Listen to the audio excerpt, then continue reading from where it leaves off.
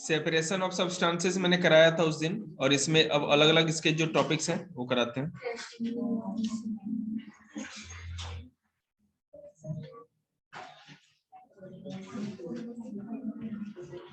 अब किस तरह से, क्या मेथड्स हैं जिससे हम सेपरेशन कर सकते हैं, ठीक है, व्हाट आर द मेथड्स। चलिए, पहला है थ्रेसिंग। थ्रेसर देखा है ना आप लोग, जो गांव से होंगे आप लोग को पता होगा। थ्रेसर एक होता है जिसमें गेहूं के डंठल डाले जाते हैं और भूसा अलग और दाने अलग। When a food grain crop, कोई भी बोलना मत, नहीं तो मैं बहुत कस के मारने वाला हूं। When a food grain crop like wheat or paddy or rice mature, it is harvested from the field. In harvesting, the crop plants are cut close to the ground. Threshing is the process in which stalks or wheat, paddy, etc. are beaten to separate grains from the stalks and from the chaff that covers the grain. होता क्या है, आपने गेहूं की फसल देखी होगी खेतों में, चावल की फसल भी देखी है, तो है ना, उनके पौधे होते हैं, प्लांट्स होते हैं, जब वो राइप हो जाते हैं, पक जाते हैं, तो क्या होता है, काट लेते हैं। पहले जमाने में क्या होता था, पहले जमाने में दो तरीके से ना उसे दाने निकाले जाता था, उसको थ्रेसिंग कहा जाता था। या तो किसी पत्थर पे या ड्रम को रख करके उसके ऊपर पीटा जाता था। पीटने से क्या होता था जी, पीटने से क्या होता था, दाने झड़ जाते थे और वो डंठल फिर उठा के फेंक दिया जाता था, जो गड्डी सी होती थी, है ना जी। दूसरा क्या था कि इस तरह के पूरे जो जिन डंटलों में होता था ना अनाज, उनको जमीन पे फैला दिया जाता था, और जो बैल होते थे ना या कोई भी जानवर, उनको उसके ऊपर चलाया जाता था। समझ रहे हैं, ठीक है।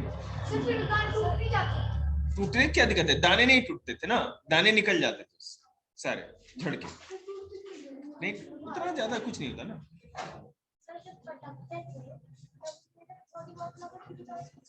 तो फिर उसको ऐसे जो सूप होती है ना, ऐसे फटक करके या ऐसे ऐसे हिला करके फिर उससे भूसा अलग कर लेते थे। विनोइंग आ गया है ना अभी। तो थ्रेसिंग का ठीक, थ्रेसिंग का मतलब ही था कि अनाज के, सुमित यहाँ के बैठे, पेपर कौन सा पेपर, शॉर्ट का दे दे, क्या दिक्कत है, भेज दिया था मैंने, करो।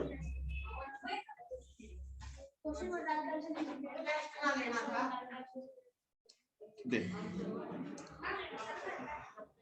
तो अनाज के जो डंडे होते थे, डंठल से अनाज के दानों को अलग करना, ग्रेन्स को अलग करना ही क्या कहा जाता था, थ्रेसिंग कहा जाता था, ठीक है। थ्रेसिंग, अब क्या होता है बेटा, थ्रेसर मशीन आ गई, ट्रैक्टर के साथ लगी होती है, आप अनाज के डंठलों को काटते हैं ना, उसमें डालते जाओ, दाने अलग और भूसा अलग, वहीं पर हो जाता है। अब तो उस जमाने का उस चीज को करना भी नहीं पड़ता पहले जमाने जी। समझ मेरी बात आपको।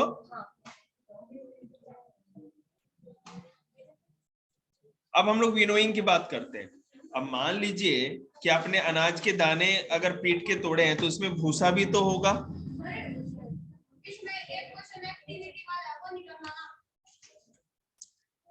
Winnowing is the method of separating husk from grain. अनाज के दानों के अंदर से जितना भी कोई घास या कोई भी चीज उसमें मिक्स होती है डंठल की, उसको अलग करने के लिए विनोइंग किया जाता है। बिल्कुल, देखिए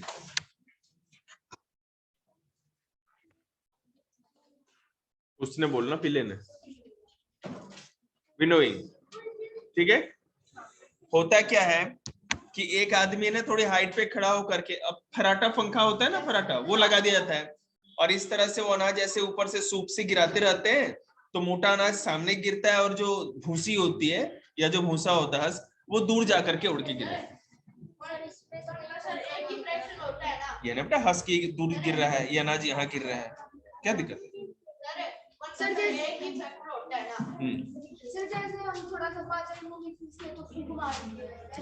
जी बिल्कुल, जैसे हमारे चने के भुगड़े हाथ में लेते हैं हम लोग, ऐसे उसको मसल दिया या मूंगफली को, तो उसके छिलके निकल गए, और ऐसे निकल के फूक मारते हैं तो छिलके उड़ जाते हैं और दूसरा अनाज आपके हाथ में आ जाता है। होता है ना ऐसा।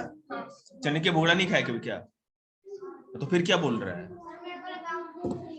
मूंगफली में भी ऐसा, मूंगफली के छिलके वाले नहीं, जो मूंगफली की जो दाने होते हैं ना भुनने के बाद, तो उसके भी छिलके उतारने होते हैं। एक बार मसल दो, एक बार दादी से फूंक मार दे मम्मी, तो सारा छिलका उधर और सारा मूंगफली तुम्हारे हाथ में। पता है मेरे को, निकाला है फुल चाट है। हाँ बच्चा बड़ा भी हो गया। अरे यार बोलो। ये क्वेश्चन, इसका सर कैसे निकालेंगे इसका आंसर? ऐसे निकालने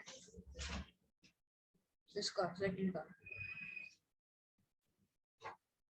हाँ तुम समझ गए, इंटेलिजेंट। अब क्या हुआ? ये वाली चल ले।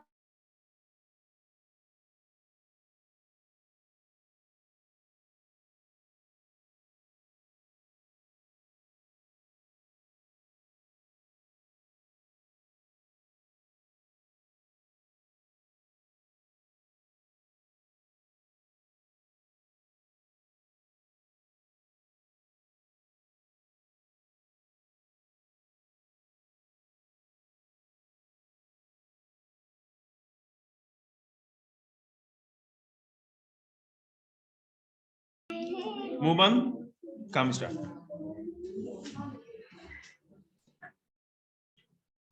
चलो बेटा, शोर नहीं, नहीं कोई छुट्टी नहीं।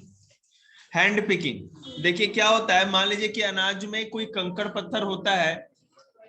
आप लोग शोर नहीं कर सकते, मैंने बोला है ना, तुम लोग भी नहीं, तुम्हें नहीं करना। जैसे मान लीजिए कि चावल हो, चावल में थोड़े कंकड़ हो, या दाल है उसमें कंकड़ है, थोड़ी सी छोटी सी लकड़ी आ जाए, कोई भी गंदगी आ जाए, तो क्या दाल या हो गया, चावल हो गया, गेहूं, ये तो बड़े बड़े अनाज है ना, दिखते हैं हमको, तो हम लोग क्या कहते हैं, हाथ के अंदर से उसको खुद से चीजों को निकाल सकते हैं। जो भी उसके अंदर गंदगी होगी या जो भी अनवांटेड चीजें हैं उसको निकाल सकते हैं। हेलो, हाँ जी, नमस्ते जी।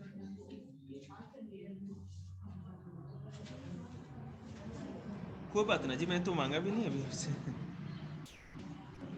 ना कोई टेंशन ना लो, मैं तो टोकता ही नहीं कभी। ठीक, कोई दिक्कत नहीं, निश्चिंत। ठीक कर रहा है, अभी थोड़ा प्रेशर बढ़ाएंगे इन लोगों पे भी, और बढ़ाना है अभी थोड़ा, एक बार सिलेबस खत्म हो रहा है, फिर और एक्स्ट्रा कराना है इनसे।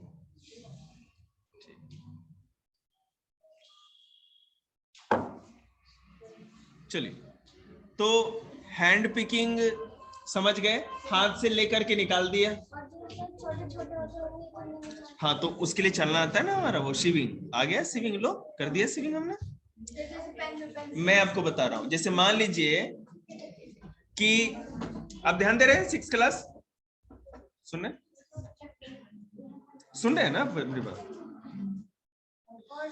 एक सेकेंड बहन, पहले कर लेने दीजिए। अगर मान लो कि अनाज के दाने बड़े हैं, ठीक है, और आपको क्या कहते हैं, उसके अंदर महीन या कुछ क्या कहते हैं, मतलब बिल्कुल बारीक जो होता है, फाइन पार्टिकल गंदगी है, तो कैसे निकलेंगे हम लोग? गेहूं को जब चालते हैं या चावल को, तो उसमें जो भूसा हो या कोई भी चीज होता है, चल करके नीचे गिर जाए। शिविंग, स्टैंडर्ड, लेकिन स्टैंडर्ड चाय छन्नी को कहते हैं सबको। हाँ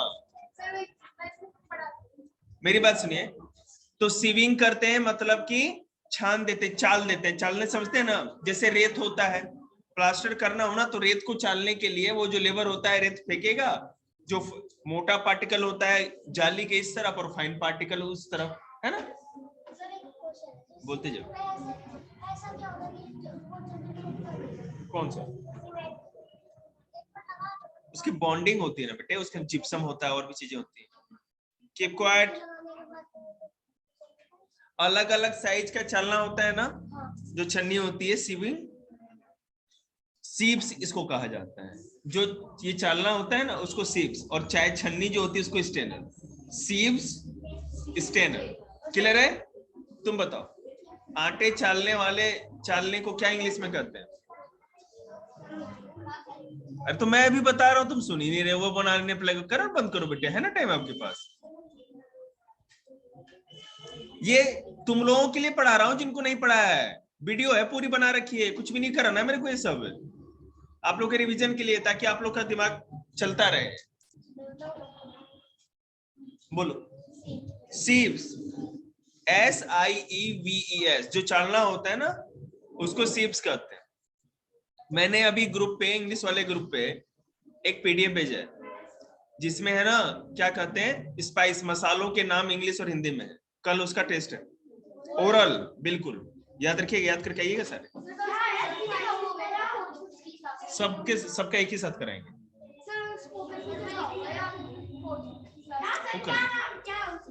मसालों के नाम हिंदी इंग्लिश में जितने भी है, ठीक है, होंगे वही, क्या कहते हैं,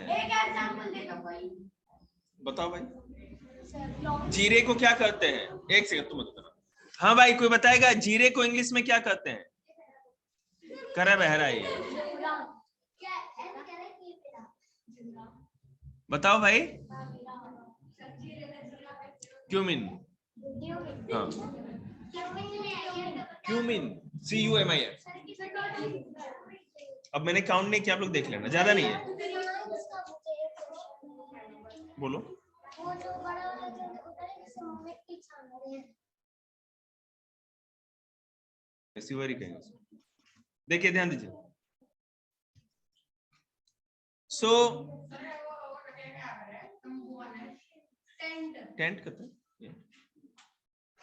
The sieving of flour is done to remove the coarse particle of flour called wheat bran from it so as to obtain fine flour for making chapati। Mummy जब रोटी बनाती है ना तो आटे को चालेगी तो आटा नीचे चला जाता है बर्तन में, और उसके अंदर कुछ भी मिक्स होगा तो ऊपर ही रह जाता है। आजा बैठ।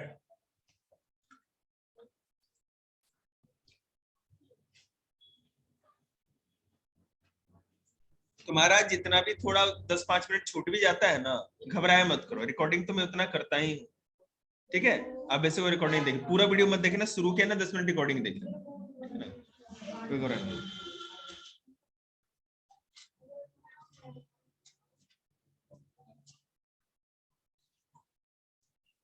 चलिए, तो सीविंग समझ गए, थ्रेसिंग समझ गए, और आप लोगों ने विनोइंग भी समझ गए, समझे ना?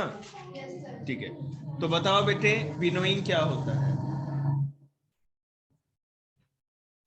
हिंदी में समझाओ।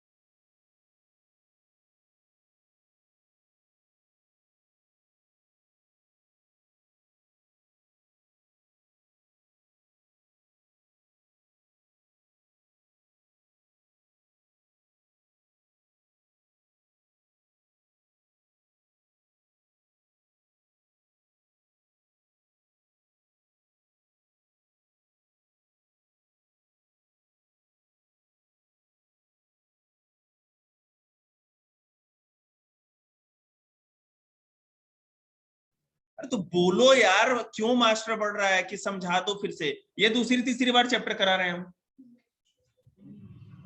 कितनी बार चैप्टर करा पता है आपको? ये तीसरी बार चैप्टर करा। कौन मास्टर कराता है?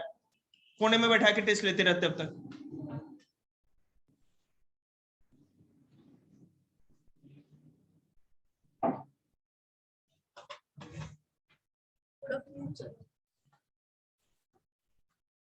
थ्रेसिंग का मतलब ये होता है कि अनाज अगर डाली में लगा हुआ है, गेहूं की फसल लगी है खेतों में, आप फसल काटोगे ना, काटने के बाद उसको पीट करके उसके अंदर से उस डंठल में से दाने अलग कर लिए, ये है थ्रेसिंग। ये किस किस तरीके से होता है सुन लिए ना? तभी कति जान से मारो तेरे, सुन रहे हैं ना? थ्रेसिंग का मतलब ये होता है कि जब अनाज के जो डंठल होते हैं, जो अनाज होते हैं, उनको डालियों से या स्टेम से अनाज के दाने को अलग करना, या तो किसी चीज पे पीट के, जैसे ड्रम हो गया या कोई पत्थर, नहीं स्टॉप, STL के। अरे डंठल को कहते हैं यार, सूखने के बाद डाली नहीं होगी ना, वो तो सूख गया, पौधा सूख चुका है वो। फिर से सुन लो, मैं एग्जैक्ट ही बताऊं। Threshing is the process in which stocks or of wheat or paddy are beaten to separate grains from the stalks। डालियां के अंदर, चावल और गेहूं की डाली के अंदर, खेतों में जब ब्राउन कलर का पौधा सूख जाता है तो लगी रहते हैं ना दाने उसके साथ, बालियों के साथ। देखा है ना कभी खेतों में? देखा है? खेत आपने देखे हैं गेहूं या चावल के? तो उसमें जब ब्राउन कलर का, सुनहले कलर का पूरे गेहूं जब फसल पक जाती है, मार्च अप्रैल में सावदे वाले रोड पे जाओ, सब सूखे हुए दिखेंगे आपको।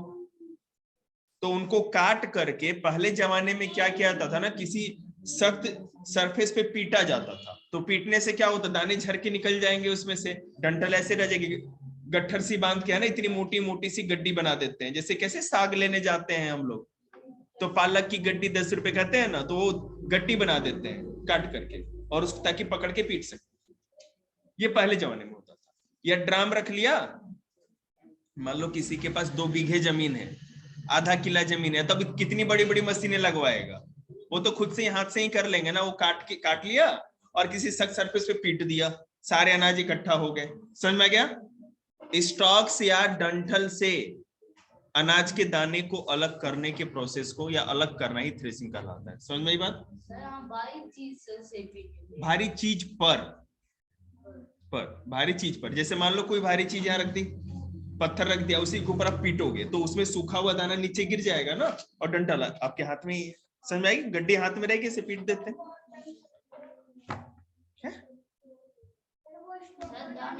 स्टॉक कहते हैं उसको, STL के स्टॉक।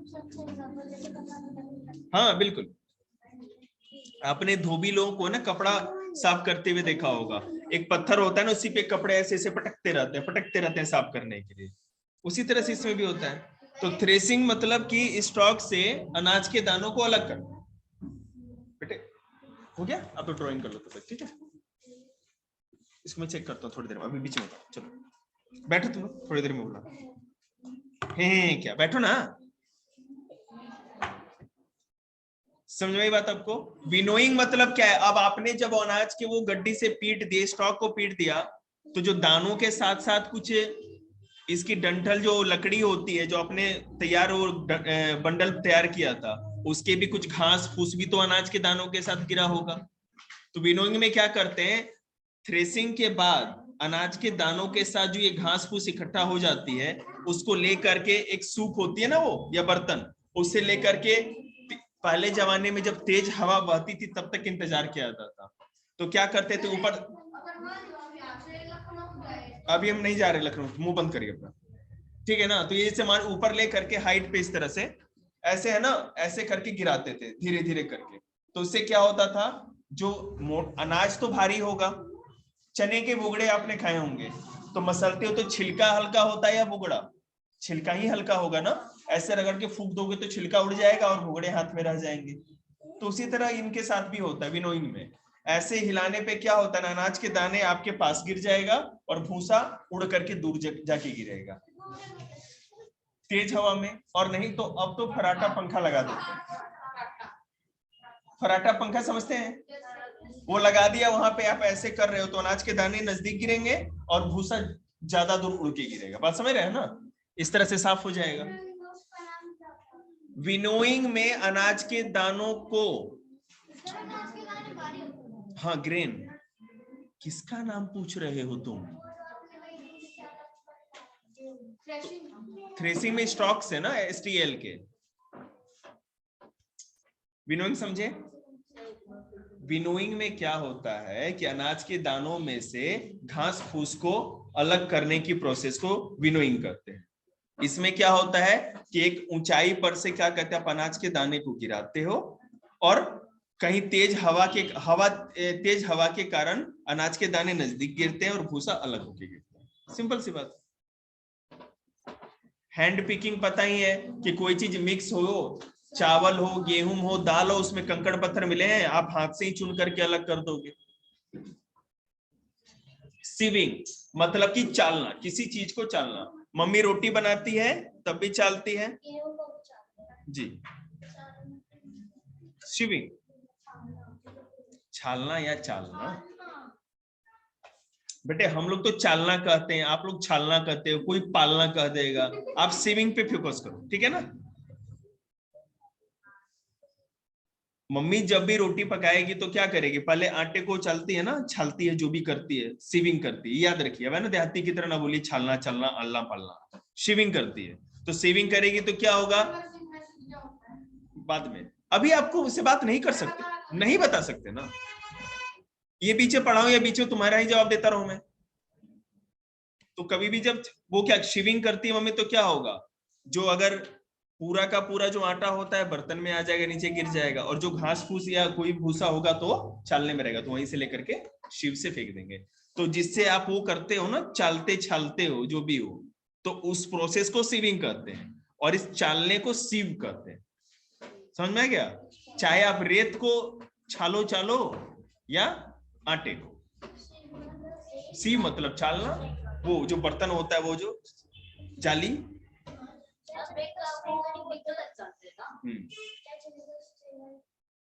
उसको कंफ्यूज मत करिए उनको, नहीं तो इतने में ब्रेन फट जाएगा उन लोगों का।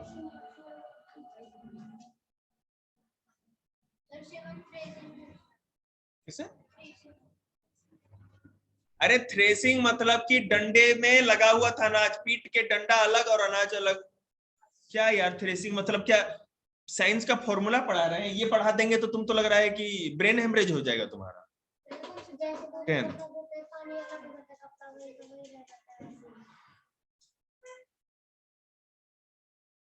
आगे चलिए। दिमाग खाने का दुकान बना रखा है यार तुम लोगों ने। मैग्नेटिक सेपरेशन क्या होता है?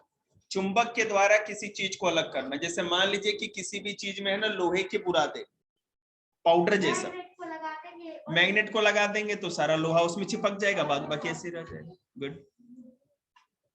Separation of scrap iron, scrap iron के लिए वो मैग्नेट यूज किया जाता है।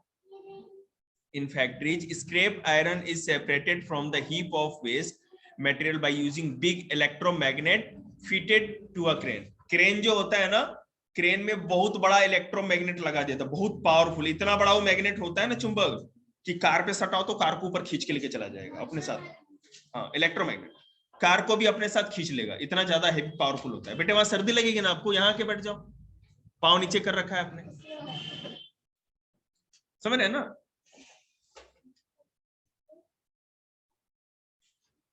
वैसे इस चैप्टर को कहते तो हलवा है, लेकिन आप लोग पता नहीं क्यों मेरा दिमाग खा गए इसमें। अब देखेंगे डिकेंटेशन क्या होता है। Decantation, the solid particle which are insoluble in a liquid can be separated by decantation. मैं आपको समझा देता हूं। कभी भी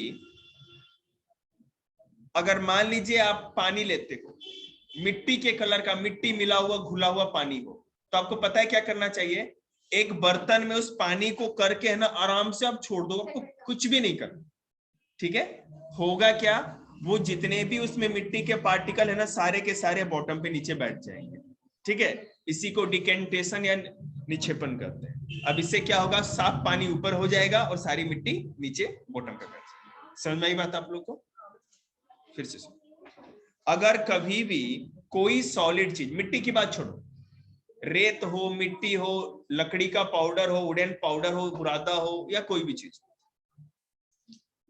जो पानी में क्या कहते हैं, सॉल्यूबल नहीं है, घुल नहीं सकता, ऐसी चीजें जो पानी में घुल नहीं सकती, हम अगर और पानी में मिली हुई है तो कुछ भी नहीं करना, आप बेशक पानी को बिना हिलाए स्टेबल कुछ देर के लिए छोड़ दीजिए, धीरे धीरे वो सारे के सारे पार्टिकल जो पानी में नहीं घुलते हैं अपने वेट के कारण बॉटम पे बैठते जाते हैं, नीचे बैठते जाते हैं।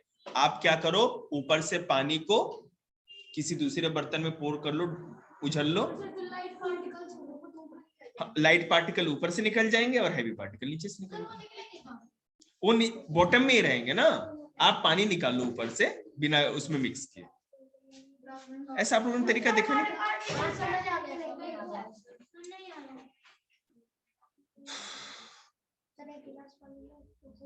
चुप रहो।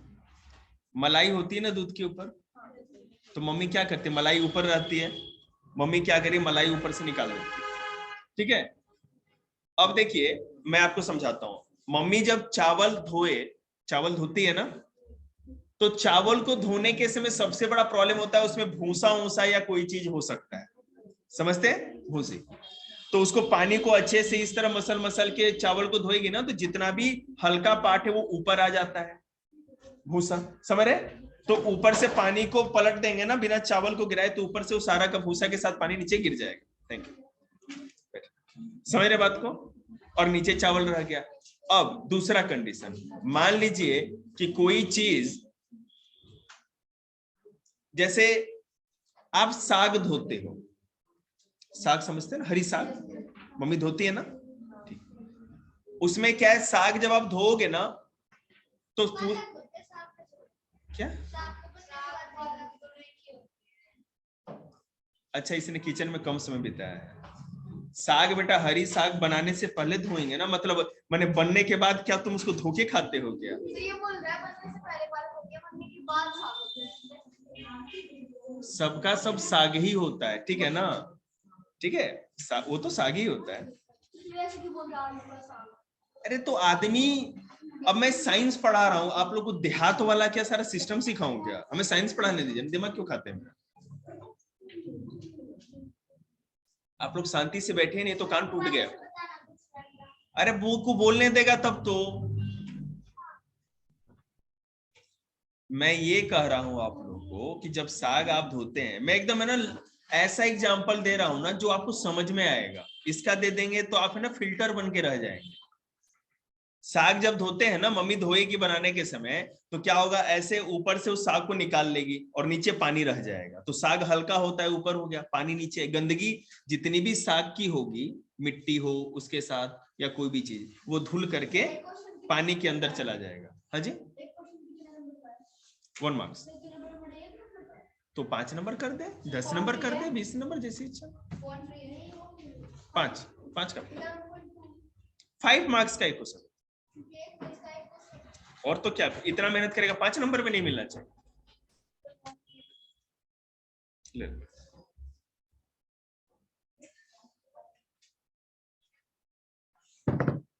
तो डिकेंटेशन समझे, जो चीज भारी होती, मिट्टी होती है, बॉटम पे बैठ जाएगी और ऊपर से हम लोग ले ले बेटे, और क्या, बिल्कुल जरूरी है।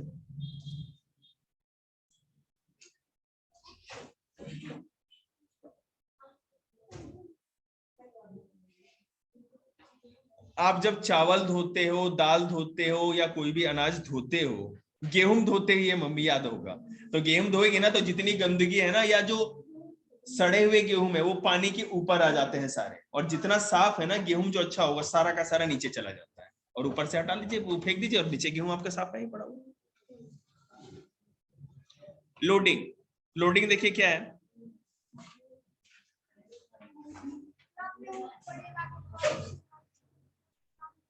इलेक्ट्रोमैग्नेट, बड़ा मैग्नेट है, ज्यादा पावरफुल है।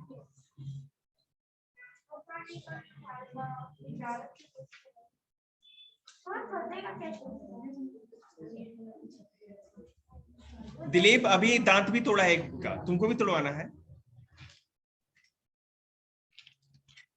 Loading is the process in which बताओ ना, जैसे इलेक्ट्रॉनिक है उसको उतारने के लिए कैसे चार्ज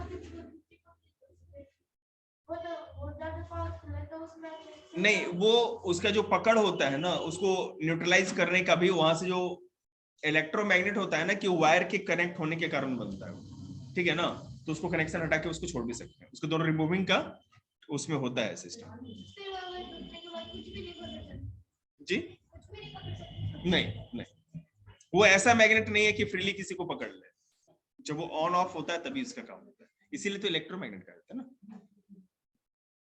बेटे बनाने से पहले बनाने वाले ने तो जरूर सोचा होगा, यानी कि फावड़े लेके लगा हुआ, मार मार फावड़े से निकाल कार ने। सर तब तो हमारे हमारे जेब में 2 लोग आ रहे हैं, फिर हम कैसे कर जाएंगे? हैं हेडजेट क्या होता है? वही तो मैं भी तुमसे पूछ रहा हूँ, कहाँ तुमने सुन लिया हेडजेट?